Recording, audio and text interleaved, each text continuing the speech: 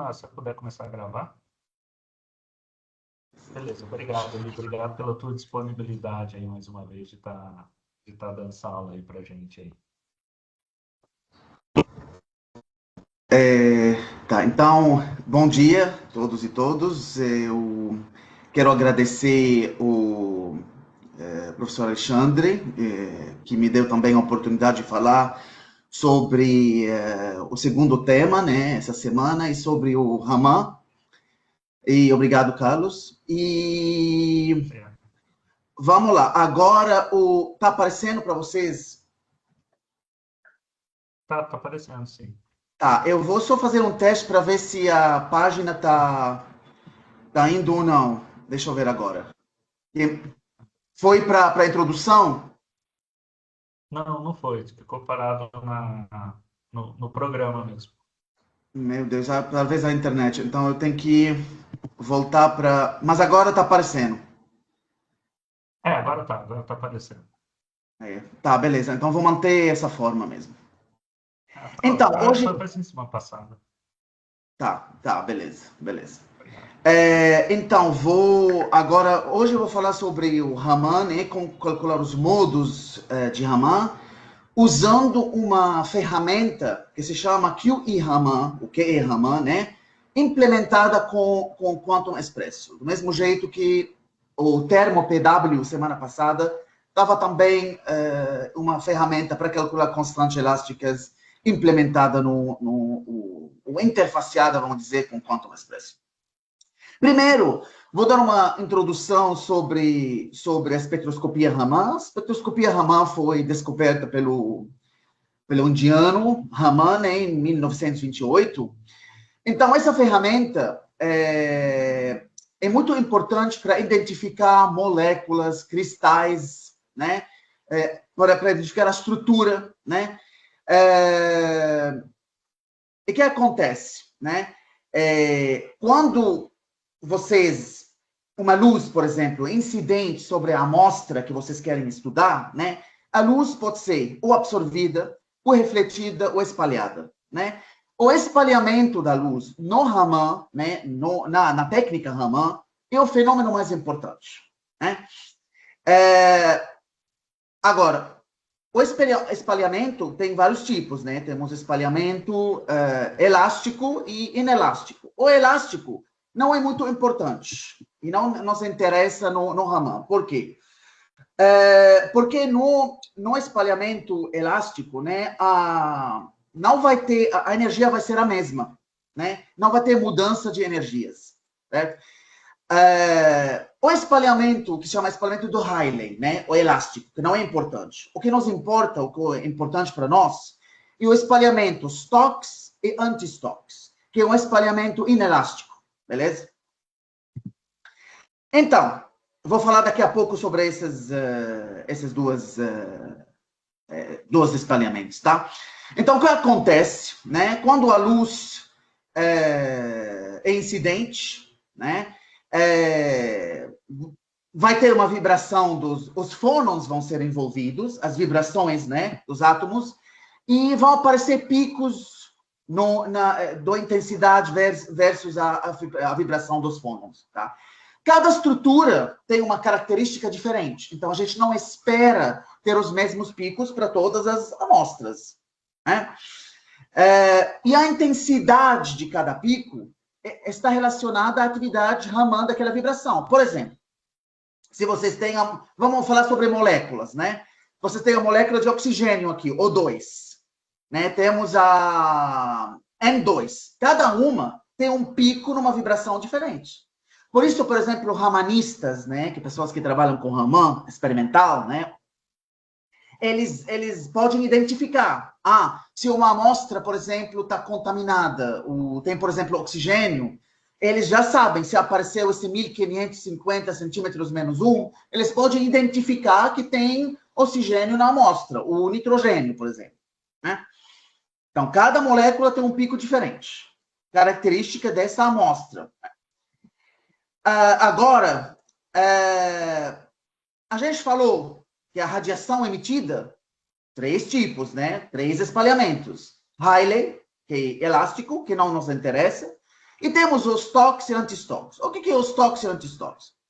Então, vocês têm um nível de energia, né? A luz incidente, com essa energia aqui, e excita o elétron de um estado para um estado intermediário J. Né? Após o espalhamento, ele cai no outro, vamos dizer, nesse nível de energia, no igual a 1. Né? Qual será a energia de espalhamento? Será a diferença. Como vocês estão reparando aqui, a energia espalhada tem uma energia menor que a incidente, né? Ou seja, um comprimento de onda maior. Né? Enquanto no anti-stocks, ela cai para uma energia, por exemplo, começa no nível, no igual a 1, e depois cai para o nível que tem uma energia maior. Né? Então, neste caso, se a energia do espalhamento é maior, significa o comprimento de onda é menor. Né? Então, se vocês querem apresentar ou representar os toques e anti-stocks no mesmo gráfico, assim os picos de stocks aparecem nessa região e os anti-stocks aparecem nessa região. Agora, normalmente, os stocks, se não me engano, as intensidades são mais intensas do anti-stocks. Então, a maioria, eles usam o anti-stocks para estudar as intensidades Raman das amostras. Por quê? Porque eu acho que tem a ver com estatística. Tem, por exemplo, em termos de moléculas, né? O estado fundamental, né, vibracional, vamos dizer, né? Ele tem uma população maior, né, de moléculas, vamos dizer, né? Em termos de moléculas.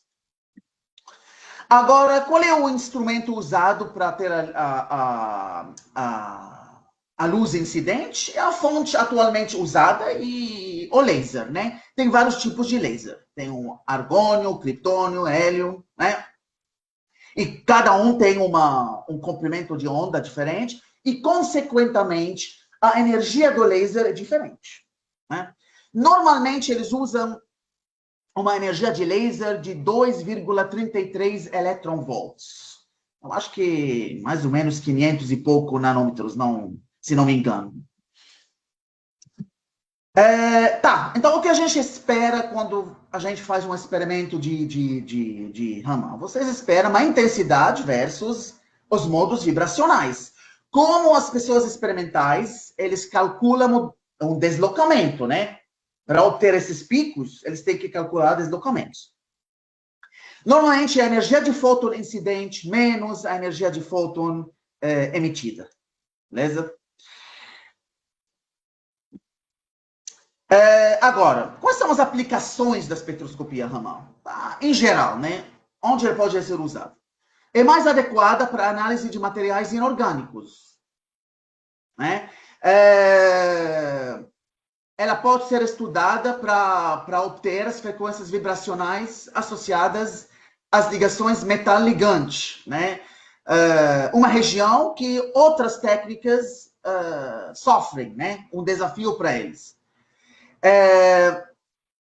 É usada, como eu falei no início, é uma ferramenta muito valiosa para determinar a composição, né, da estrutura. Por exemplo, vocês têm uma certa estrutura, vocês não sabem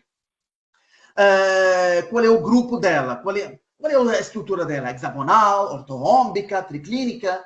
Então, a análise Raman fornece esse tipo de informação. Né? Ele oferece também diversas vantagens, né? Não precisa de uma amostra maior, uma amostra, quantidade mínima da amostra usada, né?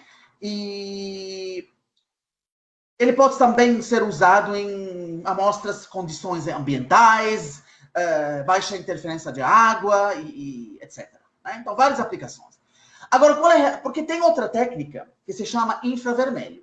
Então, qual é a diferença entre Raman e infravermelho? Primeira diferença muito mais importante, que o Raman, né, ele depende do espalhamento da luz, enquanto o infravermelho depende da absorção da luz. Né?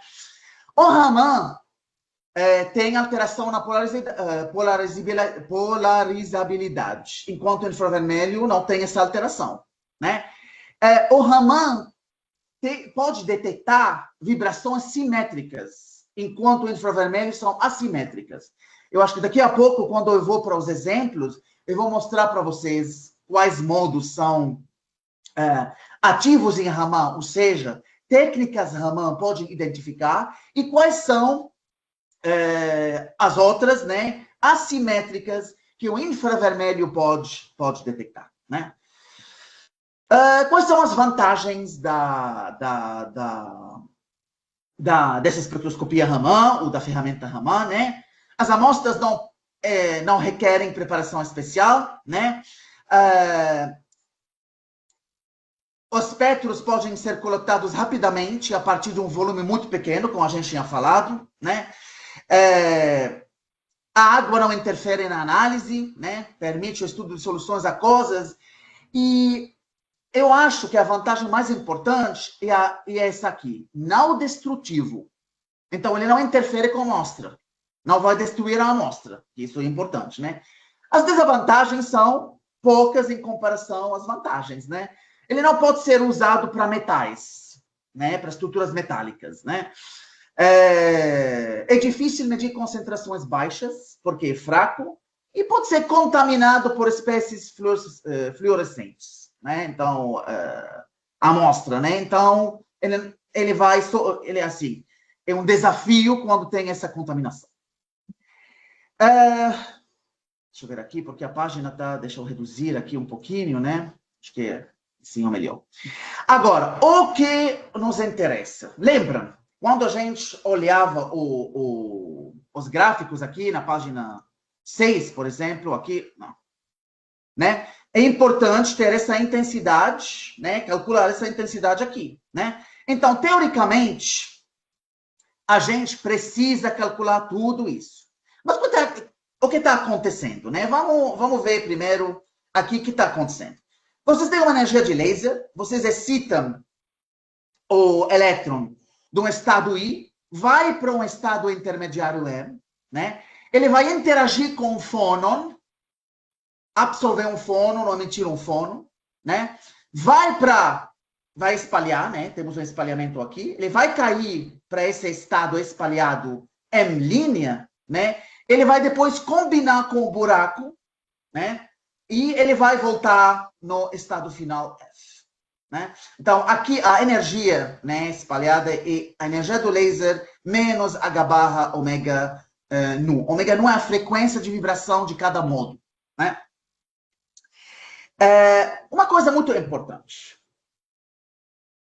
O cálculo que a gente vai fazer agora, ou essa expressão, é para Raman de primeira ordem. Ou seja, o cálculo que a gente vai fazer é no ponto gama só. Não envolve outros pontos na zona de Brillouin. Certo? Agora, tem alguns picos no Raman que só aparecem quando vocês fazem cálculos de segunda ordem. Aí, neste caso, vocês têm que incluir outros pontos na zona de Brillouin. O cálculo fica mais custoso, que a gente não vai olhar isso hoje. Então, o código, é importante agora falar para vocês, que o código que a gente vai aprender só pode detectar os picos que são do Raman de primeira ordem. Ou seja, aquele que se chama dupla ressonância de Raman não vai ser detectado pelo código. Eu vou mostrar isso para vocês agora quando eu falo sobre o grafeno, o primeiro exemplo que a gente vai pegar. Mas primeiro, então, sabendo esse fenômeno aqui, né, excitação do elétron, estado espalhado intermediário, depois voltando, né, quais são, tudo isso é expresso nessa expressão aqui, né? Por exemplo, temos uma lorentziana aqui, certo? Essa lorentziana é um mecanismo de ampliação, né, relacionado a tempo de vida, se não me engano, do estado vibracional, né? Inversamente proporcional ao tempo de vida, né? Que é muito importante. Agora, tem matrizes aqui, esses M's, né? O M's OPT tem a ver com a matriz interação elétron-fóton, né? Por que isso é importante? Porque o elétron vai interagir com a luz do laser, Então, a gente tem que ter elementos que descrevem isso, né? E essa matriz aqui, né? P é a polarização, o vetor de polarização. Outra matriz, aquela que tem subscrito EP, que é elétron-fônon, porque vamos ter o espalhamento que está acontecendo entre M e M', né? Então, a gente também tem que levar em conta, tem que calcular elementos da matriz elétron-fônon, certo? Temos na verdade, dentro dessa matriz elétron-fônon, temos o V, que se chama a variação autoconsistente da primeira ordem de potencial de Conchamp. Esse é muito importante, na verdade, para...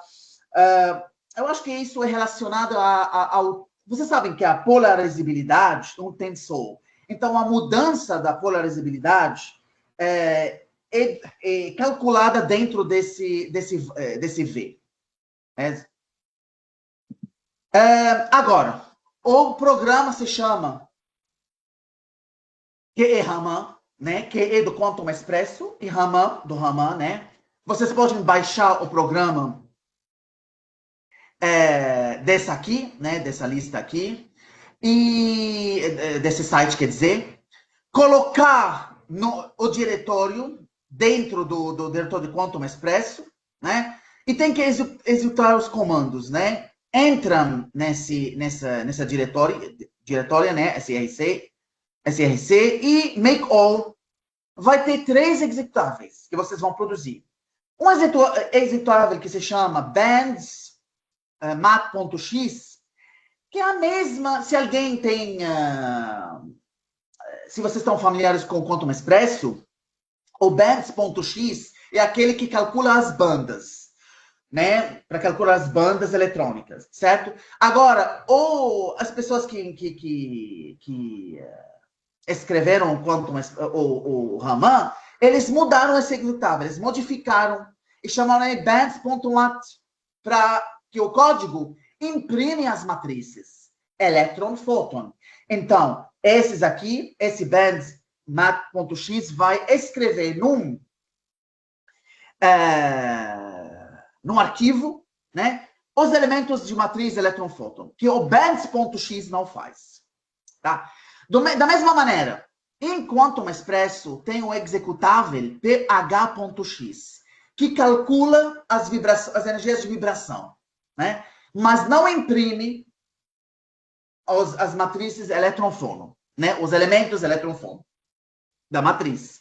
Eles modificaram esse pH, de novo, chamaram ele de ph mat.x. O último, que é um executável de pós-processamento, não leva mais que, não sei, menos que 10 segundos. Ele vai juntar tudo isso, ele vai calcular a intensidade. Né? Ele vai produzir aqueles gráficos de intensidade versus os picos vibracionais. Né? Tá. Quais são as etapas gerais do cálculo? Certo? Agora, vocês têm que começar com a estrutura já relaxada, né? Enquanto das posições dos átomos e enquanto da célula unitária, para ter certeza, né, que as forças sobre os átomos são pequenas e a pressão também sobre a estrutura é quase zero, né? Usando um cálculo de VC-Relax, né, no Quantum Expresso, certo? O executável é pw.x, tá? Depois, vocês têm que fazer um cálculo autoconsistente, que é normalmente o primeiro passo antes de fazer qualquer coisa no Quantum Expresso, certo? Então, pega uma estrutura otimizada, né? Usando o pw.x e fazem esse cálculo. Aqui o número de processadores 2, né? pw.x, esse é o input, esse é o output. Eu vou explicar os inputs e outputs por etapas, mas aqui, depois, né, em detalhes. Mas agora somente as etapas em geral. Agora, primeiro passo, calcular matriz, os elementos da matriz elétron-fóton, né, usando o bands mat.x. Né?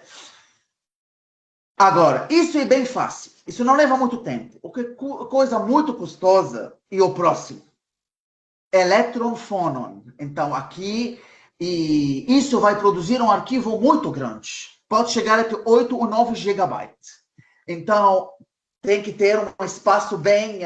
claro, quanto maior o sistema, mais o... e quanto mais vocês incluírem mais pontos na malha eletrônica, vai aumentar o tamanho também desse arquivo, né? Então, tem o input, que eu vou falar daqui a pouco, quais são os inputs, quais são os detalhes dos inputs.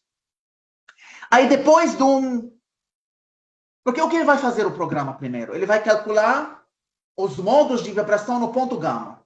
Isso é a mesma coisa de todos os códigos. O que vai demorar mais é escrever os membros da matriz elétron-fônon, né? Após esse cálculo, né? E pode levar dias, né? Ou mais até, se a estrutura é grande, né? No final, o código vai juntar todos esses elementos e não precisa nem um único processador. Vocês podem aplicar Raman .x no Raman in e vai dar o Raman out. Beleza? Então, essas são as etapas. Nessa ordem, né? Agora, não sei se vocês conseguem ver aqui o problema aqui. Deixa eu aumentar um pouquinho para os inputs aqui. Não sei se conseguem ver, mas... primeira coisa que é importante vocês saberem, antes de fazer o cálculo e depois gastar tempo à toa.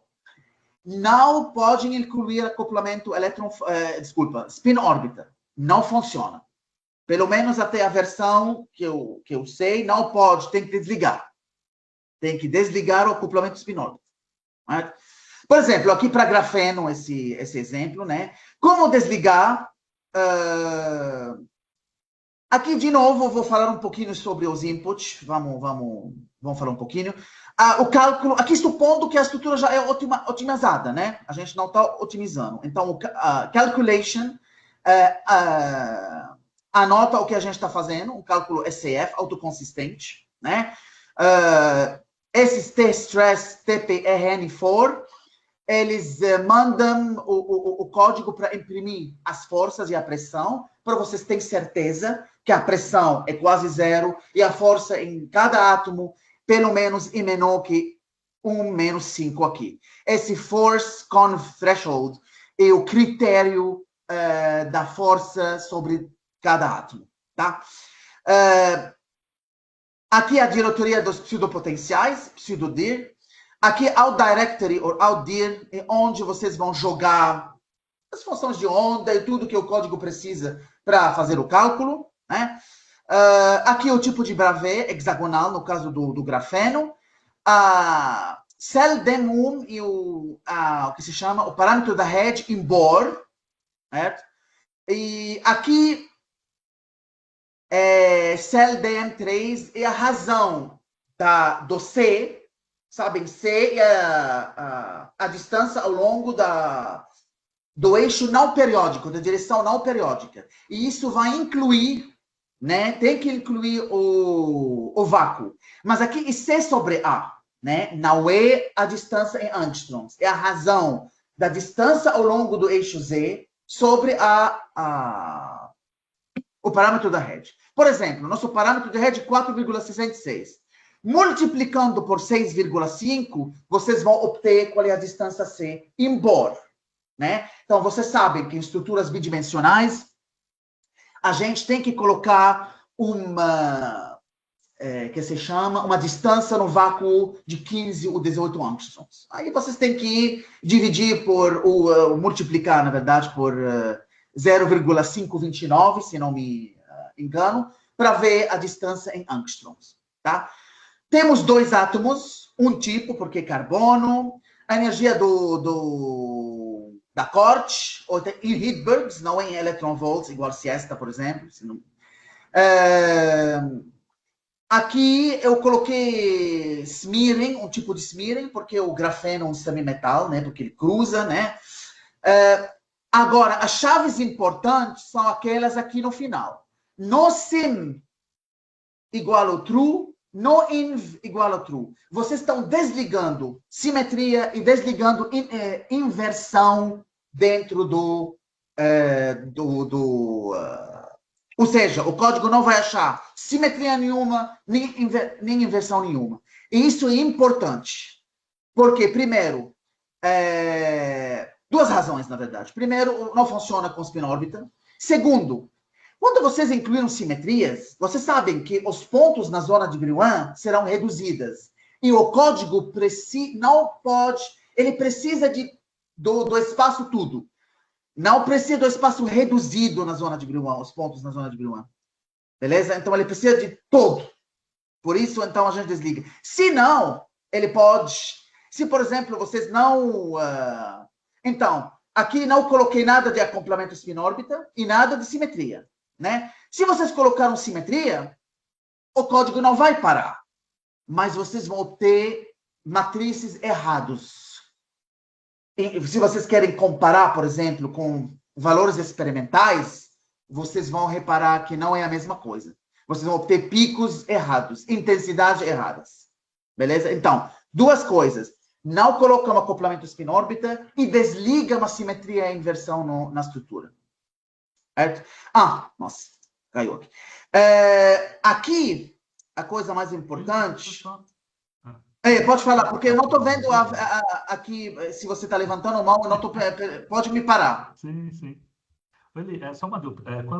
Se eu precisar fazer um cálculo com spin polarizado ou um cálculo magnetizado, tudo bem, ele consegue fazer, né? Então, eu nunca fiz um com spin polarizado, mas ele não deve ter problema não, porque o spin polarizado não precisa de acoplamento spin-órbita, né? Não funciona com spin-órbita. Então, deve funcionar. Beleza. Deve funcionar. Beleza, importante beleza. não ter esse L-spin-órbita, porque o cálculo vai parar, na verdade, na segunda etapa. Ele vai parar com erro, não pode incluir acoplamento spin-órbita, uma coisa assim. Não, tipo, ele continua no final, ele para mesmo. Aí você vai reparar que não pode incluir. Sim. Beleza, tá, obrigado. Nada. E me para quando tem uma coisa, porque eu não estou enxergando a tela, né? Quando alguém levanta a mão ou qualquer coisa. Pode me parar. Agora, como o negócio aqui... Não. Peraí. Então, aqui o número de pontos... gente, and ions, and cell, essas coisas são importantes somente quando vocês estão relaxando a estrutura, né? Não são importantes. Quando vocês estão fazendo um cálculo autoconsistente, tá? Essa é a espécie atômica, carbono, com pseudopotencial, que eu chamei CuPF. Aqui são as posições dos dois carbonos na célula unitária, usando, em termos de... que se chama coordenadas fracionais, né, do cristal. Uma coisa muito importante e a rede, a malha eletrônica. A malha eletrônica. Aqui eu coloquei 36, né? Porque a gente não está fazendo sampling ao longo do Z, né? Porque não é periódico. Isso é muito importante para convergir os resultados no final. Então, vamos começar por 36, Talvez vocês precisem repetir o cálculo com a malha eletrônica maior para testar a convergência. Não tipo, acabou o cálculo, pronto, vamos relatar esses resultados. Não. E eu vou mostrar para vocês onde vocês têm que olhar para ver se realmente teve convergência ou não, tá? Então, esse é o primeiro passo, a mesma coisa que Quantum Expresso. Agora, esse é o arquivo, lembra? O segundo passo é calcular os elementos elétron-fóton, né? Usando esse executável, se vocês lembram lá no slide. Qual é o input? O input é o seguinte, colocam AND bands, isso não muda. O prefixo e o nome que vocês têm que manter durante todos os cálculos. Se vocês olham aqui, estou na 14, né? Deixa eu ver aqui. Olha, o prefixo grafene, não pode mudar. Podem chamar qualquer coisa, né? Graph, por exemplo, né? Mas não mudam, né? Então, grafina aqui. Ao directory também, onde vocês estão jogando tudo que... todas as funções de onda que o código usa para fazer o cálculo, né? Para executar o cálculo, certo? Então, tem que ser a mesma coisa também no outro, né? Olha, aqui tem que ser grafene, né? A mesma coisa, a mesma diretoria. Fill band é o nome das bandas.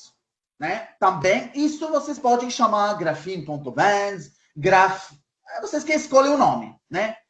Beleza? LP equal to true também tem que ser mantida para ele achar esses membros aqui, né? Fill-P e o nome do arquivo onde ele vai imprimir para vocês todos os elementos, né?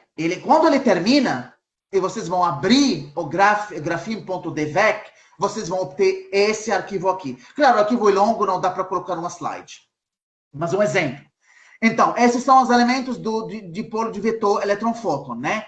Cada banda, né? Banda J, né? Energia I, energia J, a parte real, a parte imaginária ao longo do X, ao longo de Y, ao longo do Z. Ele vai imprimir tudo isso para vocês.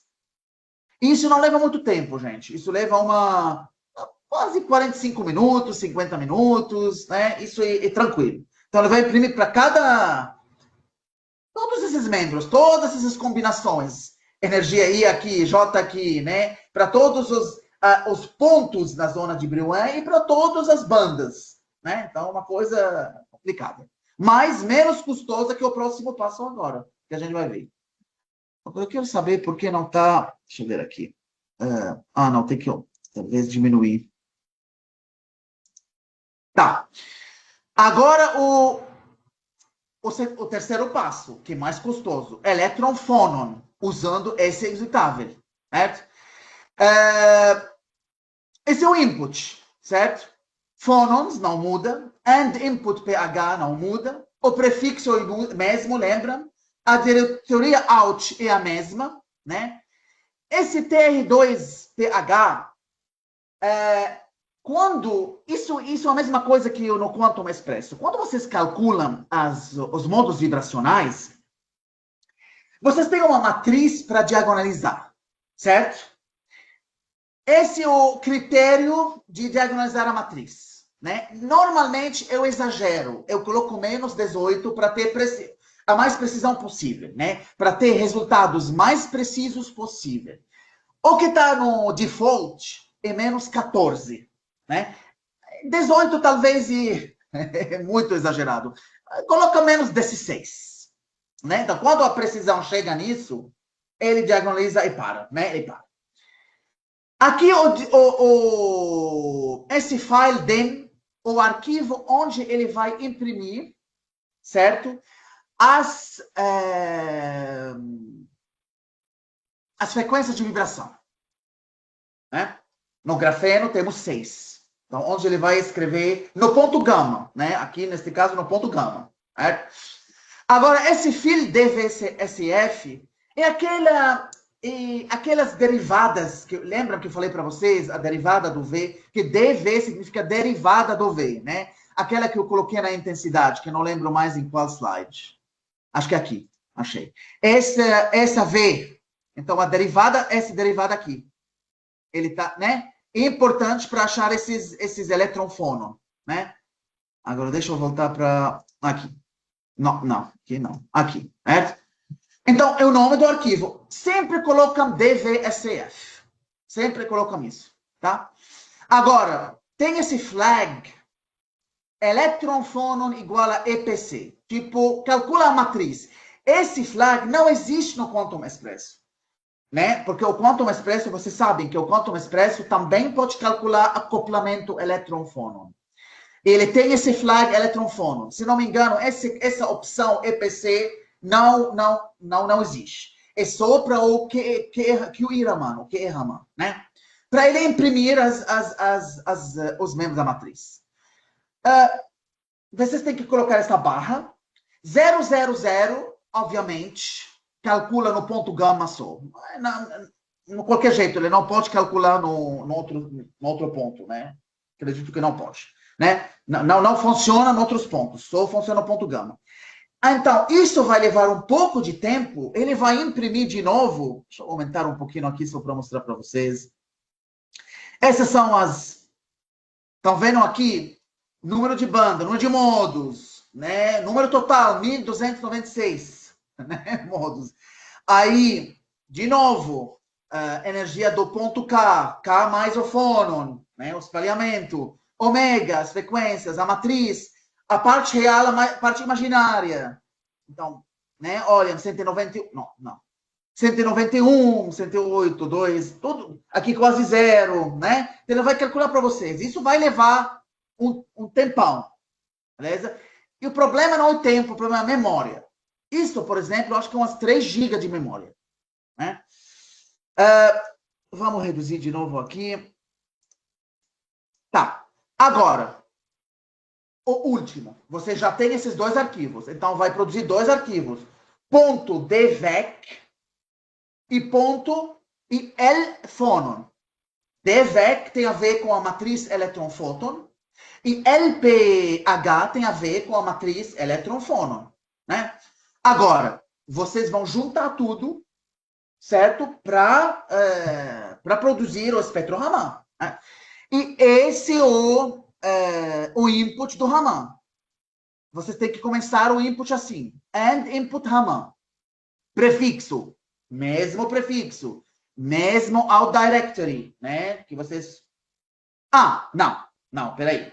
Essa out directory aqui não é a mesma como out directory antiga, né? Essa out directory aqui é onde vocês querem que o código coloque os resultados, né? Então, essa out directory não é a mesma que antes, né? Eu chamei ela, coloca tudo numa diretoria que você chama de results, né? Que eu falei resultados, né? E coloca essa diretoria dentro do grafeno, certo? Fil.devec, fil electron-phonon é o nome do arquivo, né? Que contém, por exemplo, os elementos elétron-fóton, devec, e o elétron-phonon é LPH. Aqueles arquivos que vocês chamaram eles assim. Eu chamo eles assim, por exemplo, graphene.devec, graphene.lph, né? O MOS2.devec, né? Nome da estrutura, .devec.lph, tá?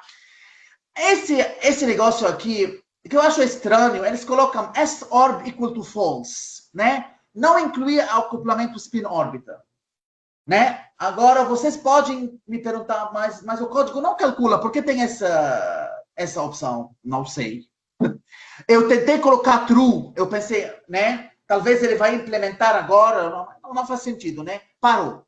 Então, esse S-orb é sempre false, né? Nem precisa colocar, né? Circular polarization. Como vocês querem a luz incidente? Circularmente polarizada? Aí coloca true. É importante fazer isso, porque vocês sabem, tem polarização da luz, linear e circular. Normalmente, colocam circular para ele calcular também aquele sigma mais, sigma menos, sigma mais, né? Que depende que se chama da polarização da luz né? Dependendo como o campo elétrico está rodando, né? Se está rodando horário ou anti-horário, né? Vocês podem até fazer um cálculo não polarizado. Eu optei não fazer. Aí vocês colocam aqui non-pol equal to true. Eu coloquei false, né? Normalmente a gente faz polarizado, né? Ok. Esses plots aqui, se vocês querem fazer o plot dos elementos elétron-fóton e elétron-phonon, eu coloquei false, né? Se vocês querem saber como eles estão mudando, né? Eu coloquei, normalmente, não me interessa, né? Gama, esses gama e gama Raman, deixam eles tem a ver com aquelas lorentzianas lá, né? Normalmente tem que convergir em relação a esses aqui. Tenta mudar esses valores. Eu deixo os mesmos, né? Porque são pequenos. Mas vocês podem fazer um teste, né? Rodar com vários variáveis de 0,0 de gama e gama Raman. Isso tem a ver com aquela lorentziana, né? Que eu coloquei na intensidade. Eu deixo dessa maneira mesmo, porque não eu já fiz o teste, não fez muita diferença, não. Aqui, RS start, RS end. Vocês já têm uma ideia, por exemplo, das vibrações que vão aparecer? Por exemplo, no Raman, grafeno, quer dizer, desculpa, no grafeno do Raman, os picos aparecem entre 1.500 centímetros menos 1 e 1.600 centímetros menos 1. Então, eu falei para ele, olha, faz a intensidade entre esses dois valores da vibração, né? Certo? Quantos pontos? 550. Claro, para outras estruturas, eu tenho que começar pelo zero, né? Mas, claro, vocês têm que fazer o fônon primeiro, né? Obviamente. Se vocês fizeram a dispersão de fônon, vocês vão saber qual é a energia mínima, que é zero, né? Qual é a máxima, até onde estão aparecendo os picos, por exemplo. Onde estão os picos? Eu coloco zero até... Eu coloco tudo, né? Eu ramo tudo. Por exemplo, eu tenho uma estrutura que a frequência maior é 350. Eu coloco do zero até 350. Mesmo se não vai aparecer nada entre 0 e 200, por exemplo. Né?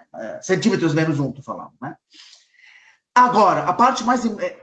coisa muito legal, e esse e-laser. E-laser, então, falta ainda a energia do laser, porque entra na expressão da intensidade.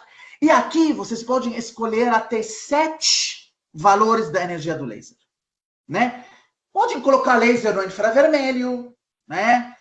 0,05 eletronvolts, por exemplo. Vocês podem colocar uma energia do laser no visível, né? Do 1 até 3 eletronvolts, né?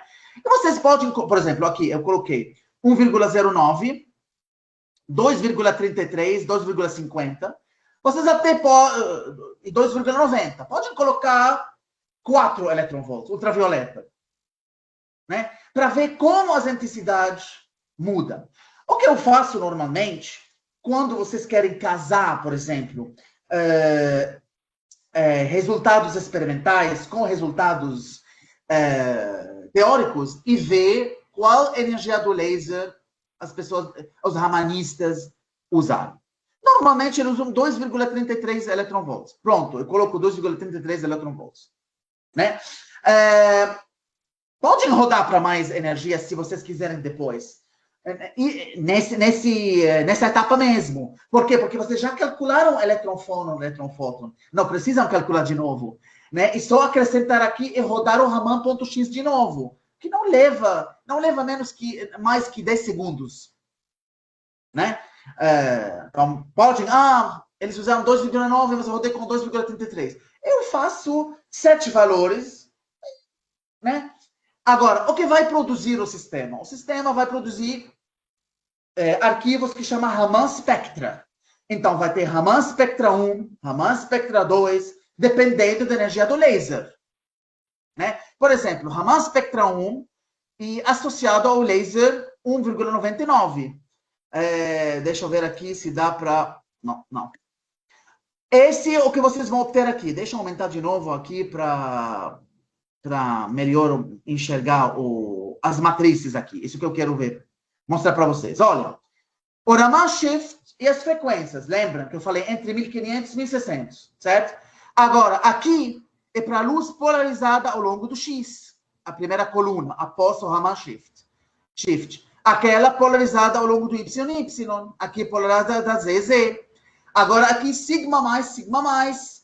Quando a luz espalhada, a luz incidente, a luz espalhada, tem a mesma direção, rotação do campo elétrico, né? Se não me engano, horário, né?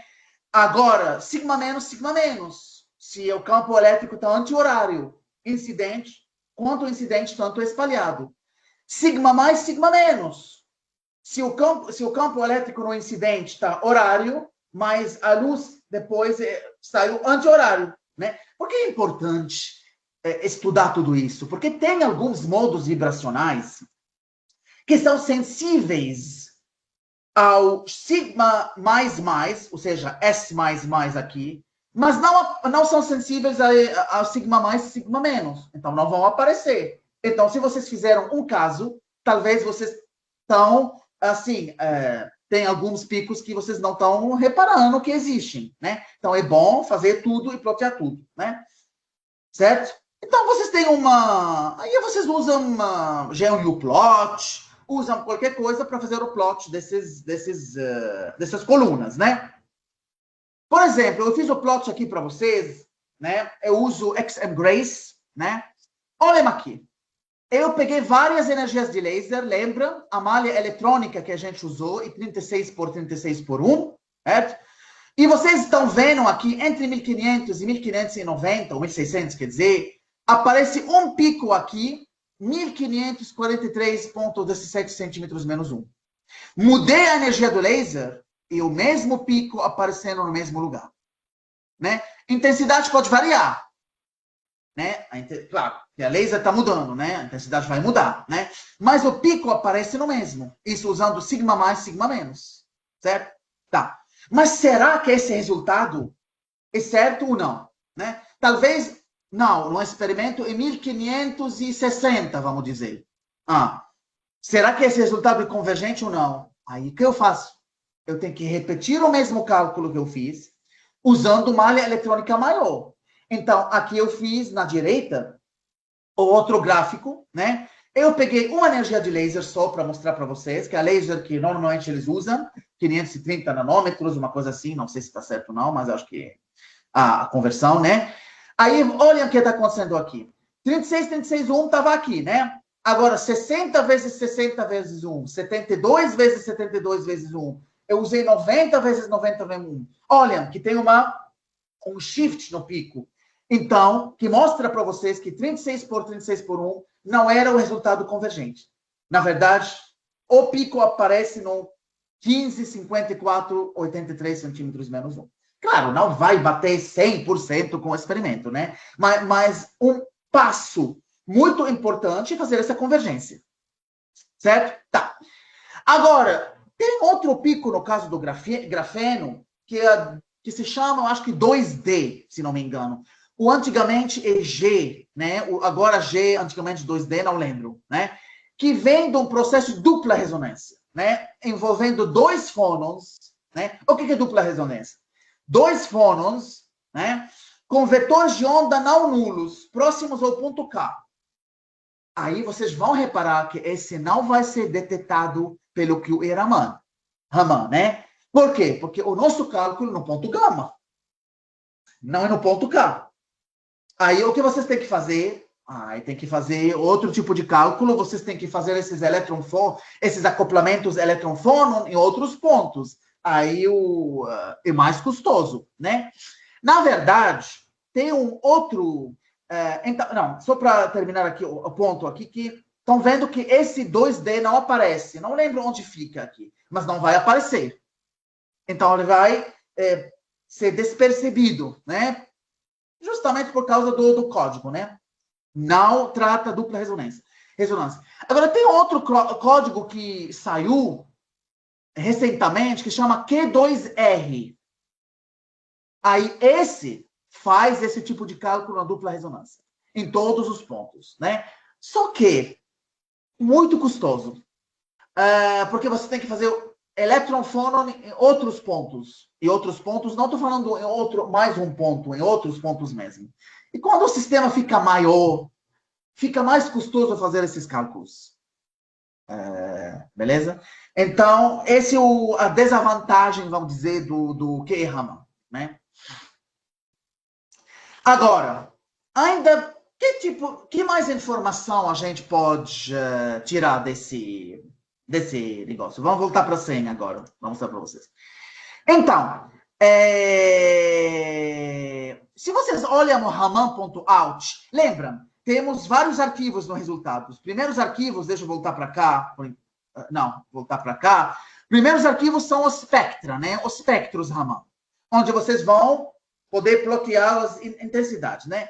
Uma outra coisa que vocês podem obter, se vocês olharem o Raman.out, né? Que vai produzir os espectros e ele vai produzir o output do Raman, né? Raman.in vai produzir o Raman.out. Beleza? Quando vocês abrem, vocês vão olhar esses modos de vibração, os 6 modos de vibração. Olha, esses são os modos, por exemplo, Raman, né? Outros modos não são infravermelhos, né? E ele vai mandar para vocês o tensor Raman para cada energia do laser. Por exemplo, para a primeira energia do laser, né, temos 6 tensores de Raman, porque tem 6 modos de vibração. Né? Para cada energia do laser, a gente espera ter 6 matrizes para cada modo de vibração. Quais são os modos de vibração do Raman? São os últimos, né? Então, os tensores que nos interessam são os últimos, modo 5, modo 6, né? Que somos o modo duplo aqui, o E2G, né? Os outros não vão aparecer, porque alguns são infravermelhos, se não me engano, eu acho, né? Ou podem ser em outras estruturas infravermelho, né? Que tem o subscrito U, que em alemão acho que gerade und gerade, uma coisa assim, né? O U é assimétrico, o G é simétrico, né? E lembramos que eu falei no início, o Raman pega as coisas simétricas, né? Que normalmente tem esse subscrito G. AG, A1G, B1G, né? Certo? Agora, o que a gente pode fazer dessas matrizes? E aí, ok, temos a matriz. O que a gente pode fazer?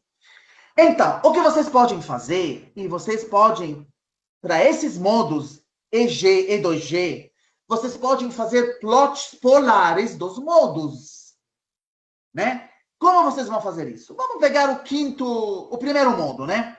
Que eu vou chamar do E2G1, certo? Essa é a nossa matriz. Olha, eu peguei, formei numa matriz, certo? O que vocês podem reparar aqui? Vocês podem reparar essa matriz que é 3x3,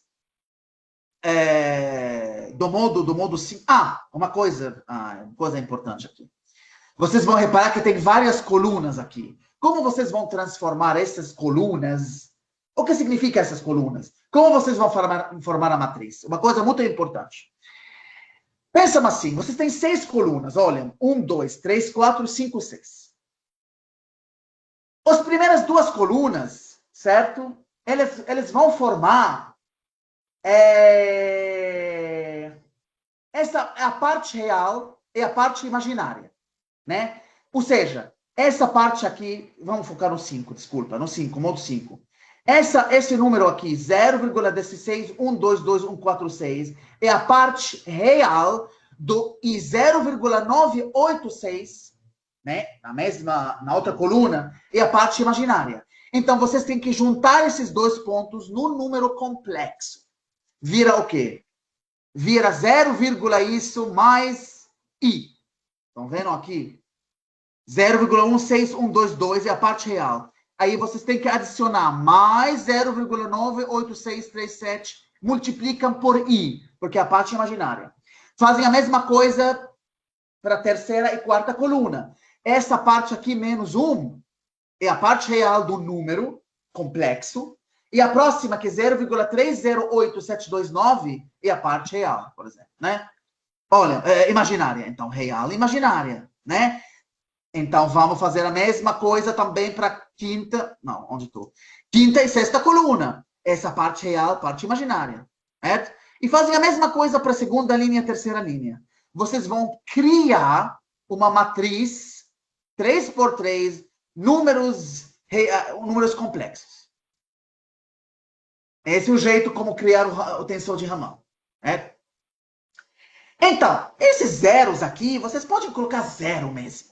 Né? Podem colocar zero. Né? Esses aqui, zero. Tira tudo, coloca zero. E aqui, zero, zero, zero, zero. O que vocês estão reparando, né?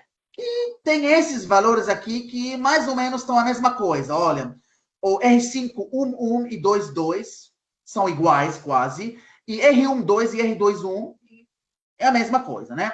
Agora, como eu posso obter a intensidade desse modo, certo? A intensidade desse modo gráfico polar, né? Mudando com o ângulo da estrutura. Isso que eu quero saber. Então, é o seguinte, é multiplicação de matrizes. Pensa assim. Vocês têm uma luz incidente.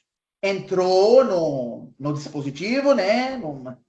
Raman, saiu luz espalhada.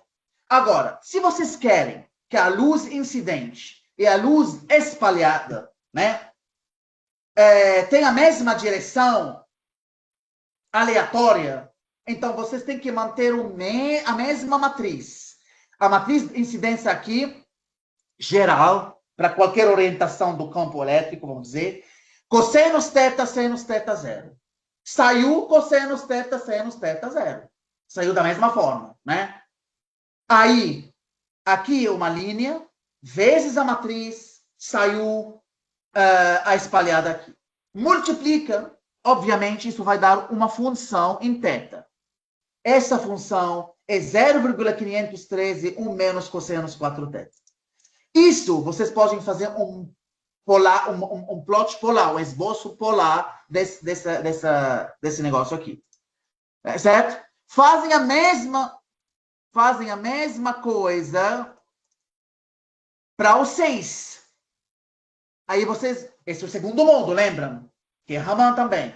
Aí vocês vão ter uma outra função, né? Coloca isso... Eu não coloquei 0 aqui, mas pode colocar 0, 0, 0, 0, né? Aí vocês vão ter uma outra função. Agora, critério de vocês, como fazer esses plots, né? Eu uso matemática. A matemática, né, com software, né, tem uma ferramenta lá que chama Polar Plot. Eu faço o Polar Plot dos dois modos, aqui o E2G1 e aqui o E2G2. E vocês vão reparar essas, não sei se pétalas, se chama de uma flor, né, e vocês vão obter os gráficos polares referentes a cada um dos modos. Para o modo E, né, que se chama esperado ter esse tipo de gráfico polar. Né? Aqui vocês podem perceber onde está o máximo e aqui também. Né? O que é importante isso? Isso é importante porque os ramanistas que trabalham, quando falo ramanista, significa experimental, né? Eles podem obter esses gráficos. Eles podem fazer um ajuste nesses gráficos. Aí, eles vão fazer o ajuste, né? Pegando vários pontos, talvez mudando a amostra, ou mudando o Raman mesmo, né? Eles podem produzir isso. Aí, vocês podem casar experimento com os resultados teóricos. E, umas vezes, a estrutura não é ainda sintetizada, né? Então, vocês podem fazer esses gráficos, né? E comunicam aos experimentais que a gente espera esses modos. E esses modos vão ter essas formas mesmo, né? Agora, antes de ir para outra estrutura, é muito importante converger esses resultados, certo? Ou seja, é importante para os picos Raman e é importante para esses tensores, obviamente. Esses valores aqui podem mudar, né? Então, vocês têm que mudar a malha eletrônica. Lembram? De 36, eu aumentei para, não lembro, 60, depois 72, depois 90. Até vocês percebem que não tem mudança no pico, na posição do pico, e também não tem mudança nesses valores que aparecem aqui. Quando eles não mudam mais ou menos, vocês já sabem que vocês têm resultados que já convergiram, né? Aí vocês podem relatar esses resultados, né? Eu fiz outro exemplo aqui de uma estrutura de PTSSE. PTSSE é uma estrutura Nau-Janus, né? Eu fiz esse exemplo também porque é uma estrutura um pouco diferente, de calcogeneto de metal de transição, né? E não temos simetria aqui, porque, lembram, vocês têm uma camada de platina lá no meio, e vocês têm enxofre embaixo, selênio em cima, né? O contrário, né? E a gente faz a mesma coisa, sem simetria, olha, no sim equal to true, no nv equal to true, né? Não incluiu acoplamento spin-órbita, certo? Usei uma malha de 24 por 24 por 1, certo? Aí, onde está o negócio? Tá, deixa eu reduzir aqui um pouquinho para vocês verem tudo. O input usando bands, de novo, chamei esse o prefixo, essa diretoria out, certo? E o nome, fill band, e o nome do arquivo onde eu quero que os elementos elétron-fóton sejam salvos. A mesma coisa para o input do pH match, né? Mesmas coisas, olha, vou reduzir para menos 15, podem colocar menos 15, menos 16, né? Eu aconselho menos 16, para ter resultados mais precisos possíveis, né? O nome do onde que se chama os modos de vibração vão aparecer. Eu quero calcular eletron-fônon no ponto gama e, por favor, faz essa derivada do... Não, por favor, né? A gente tá... Quer dizer, faz para o código, faz aquela derivada, né, do potencial.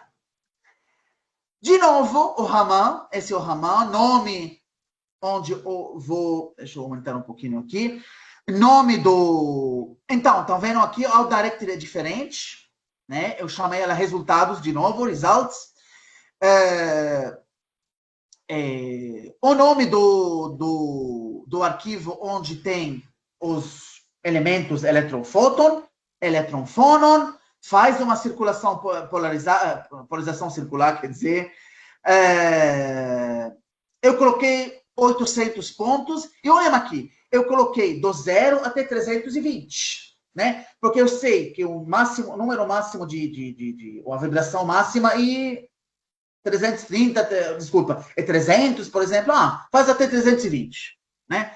Aí eu coloquei 7 energias de laser, como eu tinha falado para vocês, né? 2 ou 3 aqui, na verdade. Não precisa muito isso, né? No infravermelho, e os restantes no visível, né? Podem colocar mais no ultravioleta, mas não pode, assim, não pode ter 8, 7 é o mínimo, é o máximo, quer dizer, né? Colocamos 0,05, 0,7, 2,33, 2,37, colocamos 2 no ultravioleta, né? Fica o critério de vocês, né? E já que a energia do laser, normalmente, experimental, em 2,33 eletronvolts, eu peguei esse 2,33 eletronvolts, que será o quinto arquivo, né? Então, vocês têm que olhar aqui, Raman Spectra 5, né? E eu já fiz esse Raman aqui, né? Já fiz com 24 por 24 por 1, lembra a malha eletrônica? Eu já fiz com 28 por 24 por 1. Então, repararam aqui como a intensidade está mudando? As posições dos picos não estão mudando, né? Mas a intensidade está mudando. Então, é aconselhável aumentar mais ainda a malha eletrônica, né? Agora, certo? Agora, aqui eu fiz uma polarização ao longo do XX, né? Então, para os duas malhas estão aparecendo 4 picos aqui. Olha, um no 206,27, outro 221, terceiro 312 e... Não, desculpa, terceiro 284 e o quarto 312, né? Eu fiz com polarização sigma mais, sigma mais. Estão vendo como alguns picos não estão aparecendo?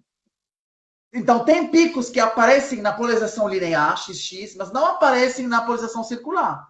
Então, se vocês só fizeram sigma mais, vai aparecer esses 2 picos, que são 221 e 312. Então, vocês estão desconsiderando os picos aqui, que estão no 206 e 284. É bom, então, fazer todo tipo de polarização, porque tem alguns modos que não são sensíveis a um tipo de polarização, mas não vão aparecer consequentemente, mas aparecem para outro tipo de polarização da luz, né? De novo, olhando o arquivo, IL igual 5 significa que a energia 2,33, né? Olhem aqui quantos modos aqui a gente tem? A gente espera 9, né? Que temos 3 átomos na célula unitária. Um platina, um átomo de S, um enxofre, e outro de selênio, né? Então, a gente tem 9, né? Aqui eu fiz o cálculo usando o Quantum Expresso, sozinho, né? E vocês estão reparando como os valores estão mais ou menos parecidos? Mais ou menos, né? Por exemplo, né? Certo? Né? Esse 284, por exemplo, 4, tem que ser mais ou menos um E, né? Não tá parecendo que são modos, não são degenerados, né? Mas na verdade são degenerados. Estão vendo? Por isso a gente tem que sempre aumentar. Aqui está parecendo que é degenerado no pH.x, né? Por isso sempre temos que aumentar a malha eletrônica, né? E é bom sempre comparar entre o que o Raman vai dar e o que o pH.x do Quantum Expresso vai dar, né? Então, os valores estão próximos, mas ainda precisamos convergir, né? Os modos 4, 5, 6, 7, 8 e 9 são modos Raman. 4, 5, 6, 7, 8, 9 são modos Raman. A gente já sabe disso, né? Supondo, né? Certo? Aí, se a gente não sabe, vão aparecer nos picos. Vamos supor que eu não sei, né? Por exemplo, quando isso acontece? Isso acontece quando temos uma estrutura de simetria muito baixa. Por exemplo, triclínica. Quando a simetria é muito baixa, que é o pior dos piores, que é triclínica, né? Em termos de simetria, falando, o Quantum Expresso não vai falar para vocês qual é o Raman, qual é o infravermelho. Ele vai colocar que todos são Raman, todos são infravermelho. Porque no Quantum Expresso, vocês podem saber quais modos são Raman, quais modos são infravermelho. Quando há simetria, né? Mas, claro, não calcula a intensidade. Por isso, vocês vão falar para mim, mas se ele calcula, para que a gente precisa do Raman desse código? Não, esse Raman é importante para calcular as intensidades e os picos, né? E umas vezes, quando não temos simetria nenhuma, não tem como saber quais são Raman, quais são infravermelho. O Quantum Expresso vai classificar todos de infravermelho e Raman. Aí entra o que Raman aqui. E a gente calcula, né? Né? Aí vocês vão descobrir onde estão os... Deixa eu ver aqui. Onde estão os picos. Onde os picos aparecem. Vocês vão ver qual é a frequência onde eles aparecem. E vocês vão saber, esse pico, então, é Raman. Ativo Raman. Mas o outro não é, né? Então, vocês podem classificar mesmo. Eu fiz os polares aqui também, para os modos Raman, que eu falei para vocês. Temos 6 modos Raman. 2 são degenerados. Então, tem EG1, EG2, A1, né? Esse é o primeiro degenerado, tem 2 modos. Aqui, o segundo degenerado tem 2 modos. E os outros são breathing modes, que são modos de, não sei o que chama, respiração, né? Que são mais ou menos A1G, né? Estão vendo que todos têm o subscrito G. Agora, nessa estrutura, vocês têm um pouco de gráficos polares mais complexos, vou dizer, né? Mas por que são mais complexos? São mais complexos porque... por exemplo, aqui é borboleta, né? Tem a forma de uma borboleta. Aqui é uma coisa estranha, né? Aqui o A1G, a gente espera que é isotrópico, mas não é muito isotrópico aqui, né? Por que acontece isso? Porque, por exemplo, a estrutura PT-SSE é menos simétrica que a estrutura PT-S2, umas vezes, né? Então, quando você quebra as simetrias, tem coisas, figuras mais complexas que vão aparecer no plot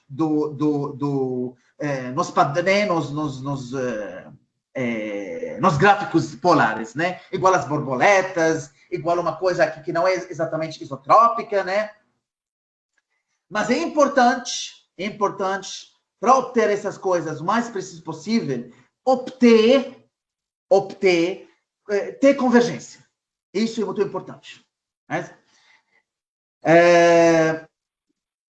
Essas são as referências, né? Para a introdução, né? Os cálculos que eu fiz, né? Preparei os cálculos para mostrar para vocês como está no grafeno e como está em outras estruturas que tem menos simetria, né? Eu espero que eu, assim, coloquei a maioria dos pontos, né? Importantes, e eu agradeço pela atenção, e se vocês têm algumas perguntas, estou à disposição. Obrigado, Li. Obrigado mesmo pela apresentação, pela aula aí, muito didática, como sempre. Então, mais uma vez aí, é fantástico. Pessoal, quem tem alguma dúvida? Quiser aproveitar?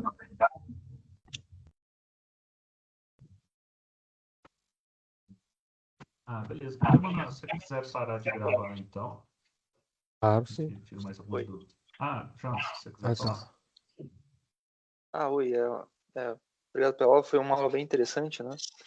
Eu não tenho muita experiência com o Raman, vou dar uma trabalhada agora, parece ser bem interessante, mas eu percebi que realmente quando tem vários cálculos que a gente faz de Raman e tem uns picos que não aparecem quando a gente compara com a literatura.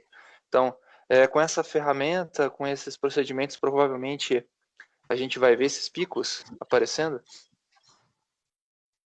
Então, sim, você vai ver esses picos. E é importante colocar todas as polarizações, como eu falei, porque tem uns que não aparecem, outros que aparecem. Só que os picos que, como eu falei, dupla ressonância, né, que envolvem mais pontos na zona de Biruan, que não é o ponto gama, não vai ser assim obtido pelo esse código. Tem outro que chama Q2R, talvez eu possa fazer uma outra no futuro, né? Ele envolve outros pontos, mas é mais custoso, porque você tem que usar um código do Quantum implementado também no Quantum Express que chama EPW, que é Electron Phonon Vanier. Aí tem que calcular essas matrizes em outros pontos. Aí sim você vai, por exemplo, ver ou visualizar aquela banda 2D do grafeno, né? Mas isso fica muito útil, essa ferramenta, até porque se uma estrutura não é sintetizada ainda, vocês podem dar uma ideia para os experimentais, onde eles esperam os picos aparecer. E ajuste naquelas gráficos polares, né? Que normalmente eles fazem um ajuste, aí você vai providenciar o resultado teórico. Interessante. Obrigado, então. Só dá mais vontade de ir fazer alguns cálculos, né? Obrigado. Sim. Tem que ter um pouco de paciência, porque o problema é a memória. Uhum. O problema é, por exemplo, para esse PTSS, para ter uma ideia, gastei 8 GB. Mas CF normal deve ser no máximo, acho que uns 500 mega, né? Por aí. Mas o problema, umas vezes, que uma coisa que não falei, esqueci de falar, você tem, no cálculo do SCF, tem que incluir bandas eletrônicas. Umas vezes, você não inclui bandas suficientes. Aí, por exemplo, vai ter uma transição para uma banda que você não incluiu. Aí você vai fazer um cálculo e depois você vai obter o Raman, o tensor de Raman, vai aparecer todo zero. Zero, tipo, não tem nada. Isso não é o problema aqui, que você não incluiu as bandas. Não incluiu bandas suficientes, nem malha eletrônica suficiente para ter essa intensidade. Nossa. Legal, é um detalhe interessante. Né? Porque sistemas grandes, por exemplo, umas vezes tem que colocar mais bandas, né? Verdade. E tem alguns sistemas que a gente tem que colocar um HSE para abrir a banda, né?